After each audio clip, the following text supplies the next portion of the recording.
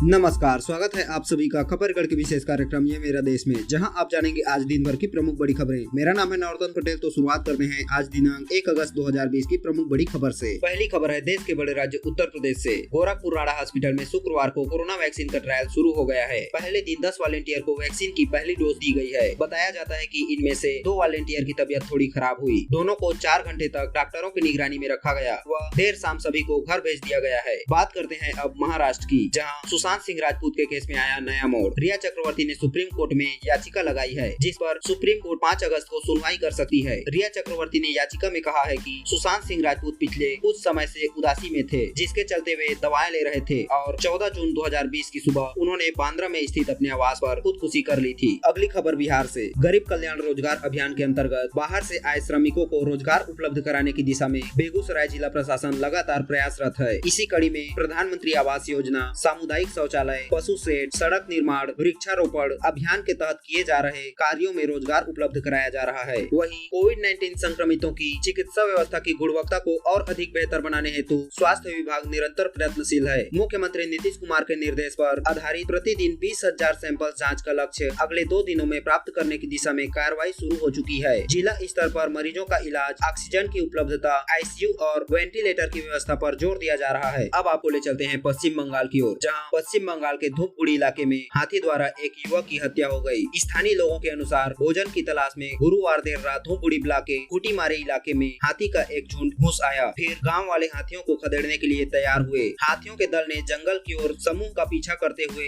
युवक पर जवाबी हमला किया। उस हमले में युवक की जान चली गई। अगली खबर आंध्र प्रदेश से। प्रदेश के कडप्पा रिम्स में स्थापित किया गया 10 बेड के साथ 86 लाख रुपए का आईसीयू। अस्पतालों और घर के अलगाव में भर्ती होने वाले कोविड रोगियों को गुणवत्तापूर्ण चिकित्सा प्रदान करने के लिए जिले में 4 स्तरीय रणनीति लागू की जा रही है। अगर हम बात करें मध्य प्रदेश की, तो मध्य प्रदेश के मुख्यमंत्री शिवराज सिंह चौहान ने राज्य के मंत्रियों और विधायकों से कोविड-19 महामारी से निपटने के लिए मुख्यमंत्री राहत कोष में अपने वेतन का 30% हिस्सा देने की अपील की है। उन्होंने लोगों से भी इस कोष में दान देने की अपील की है। श्री चौहान ने वीडियो कॉन्फ्रेंस के जरिए कोरोना महामारी की स्थिति और इससे निपटने की तैयारियों की समीक्षा भी की है। अगली खबर तमिलनाडु से। तमिलनाडु की समाज कल्याण और पोषण मंत्री डॉक्टर वी सरोजा ने कहा है कि सरकारी स्कूली बच्चों की पोषण की स्थिति में सुधार के लिए उन्हें अंडा प्रदान करने की योजनाओं को जारी रखने के लिए आवश्यक कार्रवाई करेगी। तमिलनाडु में चंद्रशेखरपुरम में संवाददाताओं से बातचीत में उन्होंने कहा कि यह योजना आगे भी जारी रखने के लिए मुख्यमंत्री ई पलानीसामी से चर्चा की जाएगी। तमिलनाडु में कोविड-19 के कारण सभी शिक्षण संस्थान अभी बंद हैं। अगली खबर राजस्थान से। प्रभारी सचिव ने कहा, लघु संदेशों और अनवरत नवाचारों के जरिए अधिकतम लोगों तक कोविड जागरूकता संदेश पहुँचाना जरूरी है। उन्होंने कहा कि अब लघु संदेशों, सोशल मीडिया और नवाचारों के माध्यम से अनवरत प्रक्रिया के रूप में लोगों को कोरोना से बचाव के उपाय अपनाने के लिए प्रेरित किए जाने की आवश्यकता है। उन्होंने इसके लिए शहर की जनसंख्या के आधार पर समुचित वाहनों के द्वारा प्रचार किए जाने के निर्देश दिए हैं। साथ ही इस कार्य में एनसीसी, एनएसएस, सिविल डिफेंस जैसे संगठनों की भी सहायता लेने के लिए कहा है। अगली खबर कर्नाटक से। कर्नाटक के राज्यपाल वाजुभाई वाला ने राज्य सरकार को कोविड-19 का परीक्षण बढ़ाने और महामारी से बचाव के लिए आयुर्वेदिक और होम्योपैथिक दवाई का इस्तेमाल करने के निर्देश दिए हैं। राज्यपाल के मुख्यमंत्री बीएस येदियुरप्पा और गृह मंत्री बसवराज बोम्मई ने आज राज्यपाल को राज्य में कोरोना महामारी के प्रकोप को काबू में करने के लिए उठाए जा रहे कदमों से अवगत कराया। बातचीत के दौरान राज्यपाल ने मुख्यमंत्री को तंबाकू और गुटखा तथा पान मसाला की बिक्री और वितरण पर प्रतिबंध लगाने की सलाह दी। उन्होंने इनके आदी हो रहे युवाओं पर चिंता व्यक्त की। राज्यपाल ने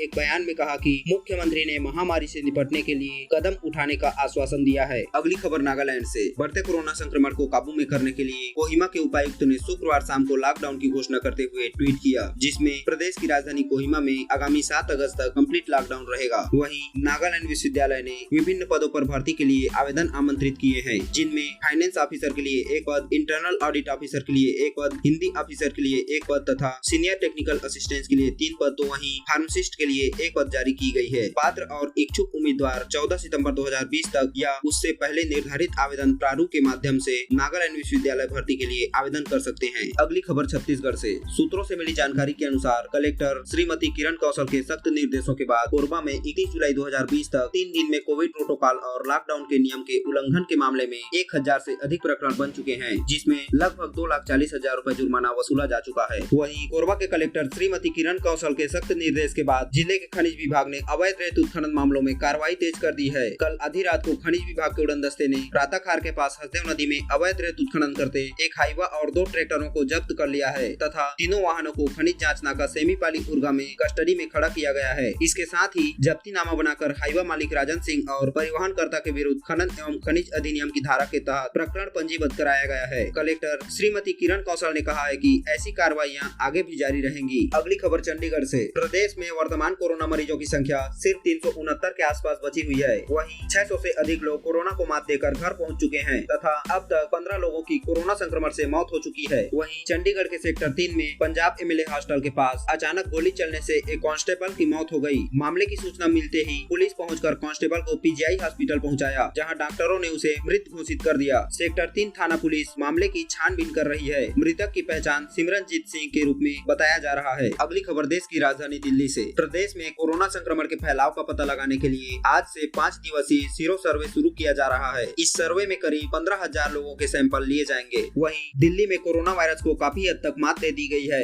ऐसे में प्रशासन के लिए त्योहारों का मौसम भी किसी चुनौती से कम नहीं है। दिल्ली में बकरीद को लेकर पुलिस लंबे समय से तैयारी में जुटा हुआ था। ऐसे में 36 पुलिस कर्मियों को ईद के मद्देनजर सुबह 5 बजे ही ड्यूटी पर आना था, जिसे अनदेखी करने के कारण उत्तर पश्चिम दिल्ली की डीसीपी विजयंता आर्या ने कार्रवाई करते हुए 36 पुलिस कर्मियों को सस्पेंड कर दिया है। अगली खबर उत्तराखंड से। ईद और रक्षाबंधन के मद्देनजर प्रदेश के 4 जिलों देहरादून, हरिद्वार, नैनीताल और उधम सिंह नगर में आज शनिवार और रविवार को लॉकडाउन पर रोक लगा दी गई है। मुख्यमंत्री त्रिवेंद्र सिंह रावत ने गुरुवार को इस संबंध में अधिकारियों को निर्देश दिए थे तथा हिमाचल प्रदेश के कई जिलों में भारी बारिश से जनजीवन प्रभावित हो गया है। सिरमौर जिले में सतोन के समीप भूस्खलन होने से पटवा से सिलाई नेशनल हाईवे बंद हो गया है। कांगड़ा में सुबह से बारिश जारी है। मौसम विज्ञान केंद्र द्वारा 4 अगस्त तक पूरे प्रदेश में भारी बारिश की चेतावनी जारी की गई है तथा 7 अगस्त तक पूरे प्रदेश में मौसम खराब रहने का पूर्वानुमान जताया गया है। अगली खबर गोवा से, जहां प्रदेश के लोग कोविड-19 के प्रभाव को समूल नष्ट करने के लिए ईश्वर से प्रार्थना कर रहे हैं तथा मंदिरों में विशेष पूजा व महामृत्युंजय मंत्र के जाप किए जा रहे हैं। अगली खबर पीएम के गृह राज्य गुजरात से। गुजरात उच्च न्यायालय ने आज राज्य सरकार के एक प्रस्ताव के उस प्रावधान को खारिज कर दिया है जिसमें स्व-वित्त पोषित विद्यालयों से कहा गया है कि वे ऑनलाइन शिक्षा के दौरान फीस न लें। राज्य शिक्षा विभाग ने 16 जुलाई को सरकार के इस प्रस्ताव को जारी किया था।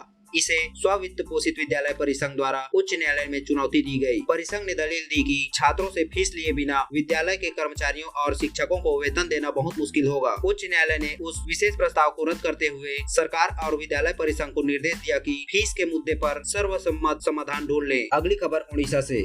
पुरी के जिला मुख्यालय अस्पताल में भर्ती गर्भवती महिलाओं ने घंटों तक संघर्ष किया क्योंकि अधिकारियों ने शुक्रवार को मातृ और नवजात शिशु की देखभाल के विभाग के ऑपरेशन थिएटर को सील कर दिया और एक डॉक्टर और नर्स ने कोरोना वायरस के लिए सकारात्मक परीक्षण किया। ऑपरेशन थिएटर के बाहर इंतजार कर रहे रोगियों और उनके परिचालकों का आरोप है कि 24 घंटे के बाद भी अस्पताल में सफाई नहीं हो रही है। अगली खबर केरल से। कोल्लम मेडिकल कॉलेज में कोविड लैब और आईसीयू शैलजा ने समारोह का उद्घाटन किया। कोविड की रोकथाम के लिए कोल्लम मेडिकल कॉलेज में महान गतिविधियां की जा रही है। इसे पूरी तरह से सुसज्जित करने के लिए कोविड अस्पताल को 300 से 500 बेड तक अपग्रेड किया गया है। रिफर्बिश्ड आईसीयू में 18 बेड हैं। इस आईसीयू की सक्रियता से यहाँ सबसे गंभीर रूप बीमारियों को भी इलाज किया जा सकता है। अगली खबर झारखंड से। झारखंड में मुख्यमंत्री हेमंत सोरेन ने पूरे राज्य में 31 अगस्त तक लॉकडाउन बढ़ा दिया है। उन्होंने अगले 3 दिन में 1 लाख नमूनों की कोविड जांच कराने के निर्देश दिए हैं। इस दौरान gym, cinema hall, movie theatre या मल्टीप्लेक्स नहीं खुलेंगे। राज्य के बाहर से आने वाले लोगों को अनिवार्य रूप से 14 दिन क्वारंटाइन में रहना होगा। अगली खबर पंजाब से। पंजाब में जहरीली शराब पीने से हुई मौत। मेथाइल एल्कोहल में ऑक्सीटोसिन मिलाकर बेचे जाने की आशंका। सामान्य शराब एथाइल एल्कोहल में होती है जबकि जहरीली शराब मेथाइल एल्कोहल कहलाती है। मेडिकल साइंस कहती है कि कोई भी एल्कोहल शरीर में लीवर के जरिए एल्डिहाइड में बदल जाती है, लेकिन मेथाइल एल्कोहल फॉर्मेल्डिहाइड नामक जहर में बदल जाती है। ये जहर सबसे ज्यादा आंखों पर असर करता है। अंधापन इसका पहला लक्षण है। वहीं मणिपुर के चंदेल जिले में म्यांमार की सीमा पर 3 आतंकवादी संगठनों के